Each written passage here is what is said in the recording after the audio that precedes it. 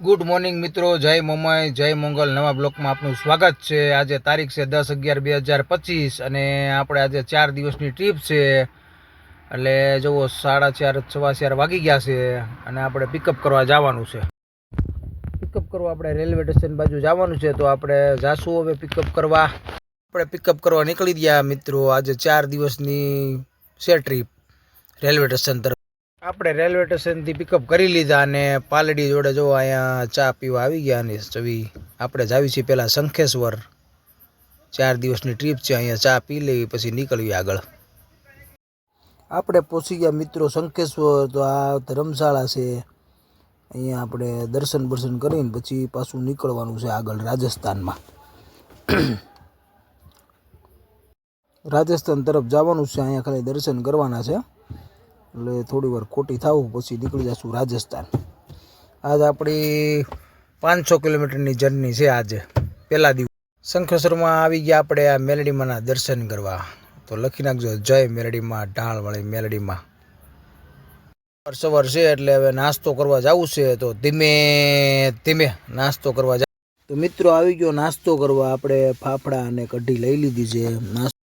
કઢીને ફાફડા તો આપણે ખાઈ લેવી. જો ફાફડા છે મસ્તના, સવારમાં મજા આવે.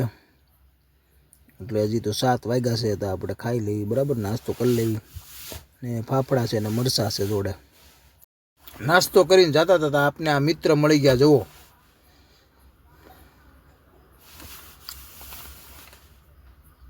મિત્રો, આપણે પાછા મંદિર પાસે પિકઅપ કરવા આવી ગયા છે.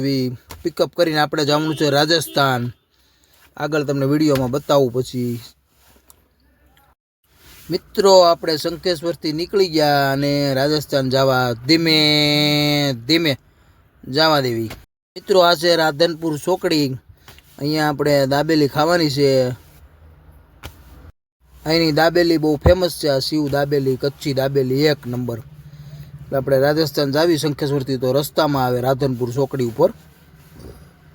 જો દાબેલી મગાવી લીધી છે આપણે, મગાવી લીધી છે ને ધીમે ધીમે ખાઈ લેવી બરાબર.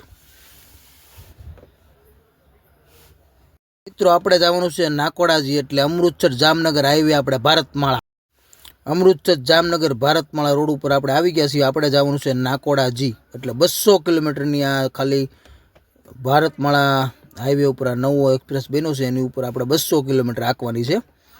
એટલે નોન સ્ટોપ આપણે અત્યારે નીકળી જાવી બરાબર. ભારતમાળા રોડ તમે જુઓ, જામનગરથી અમૃતસર હાઈવે છે. જો સાંજ પડી ગઈ છે અને જુઓ આપણી ગાડી જાય છે ધીમે ધીમે. એટલે હવે આપણે આગળ થોડીક વારમાં નીચે ઉતરી જવાનું છે. એક્સપ્રેસ હાઈવે છોડી દેવાનો છે, કેમ કે આપણું જે નાકોડાજી કહું તમને એ બાળોતરા જોડે આવ્યું, ત્યાં આપણે ઉતરી જવાનું છે રાજસ્થાનમાં. મિત્રો આપણે આવી ગયા બાળોતરા અને આ બ્રહ્માદેવનું મંદિર છે. વિશ્વમાં 2 જ મંદિર છે, એક પુષ્કર રાજસ્થાનમાં અને એક અહીંયા. 2 જ મંદિર છે બ્રહ્માના, એક પુષ્કરમાં અને એક અહીંયા. એટલે અહીંયા તમને હું દર્શન કરાવી. જો મંદિરની અંદર અલાઉડ નથી ફોન, પણ છતાં થોડે લગી લઈ જાઉં છું. જો આ ઓફિસ છે મંદિરની અને એમનો ગેટ બેટ ને છે ને જમાવટ. 1 નંબર મંદિર છે, રાજસ્થાનનું ફેમસ મંદિર છે આ બ્રહ્મા મંદિર. બ્રહ્મા મંદિર છે. જુઓ આ અંદર ફોન નથી લઈ જાવ દેતો. જો અહીંયા બોર્ડ પણ મારેલું છે, એટલે અહીંથી વિડીયો આગળ નહીં ઉતારીશ. મિત્રો આપણે નાકોડા જોડે આ નાનું એવું ધાબુ છે સ્વાગત કરીને, મસ્તનું જમવાનું. એટલે આપણે અહીંયા જમી લેવી બરાબર, અને પછી આગળ આપણે મંદિર તરફ જાવી નાકોડાજી ધર્મશાળા ઉપર. એટલે અહીંયા જમી લેવી. જો આ ધાબુ છે, અહીંયા આપણે જમવાનું છે. મિત્રો આપણે પહોંચી ગયા. જો આ નાકોડાજી મંદિર છે. જો તમને અત્યારે રાતનો નજારો, રાત થઈ ગઈ છે, આવી લાઇટ ગોઠવી છે અહીંયા.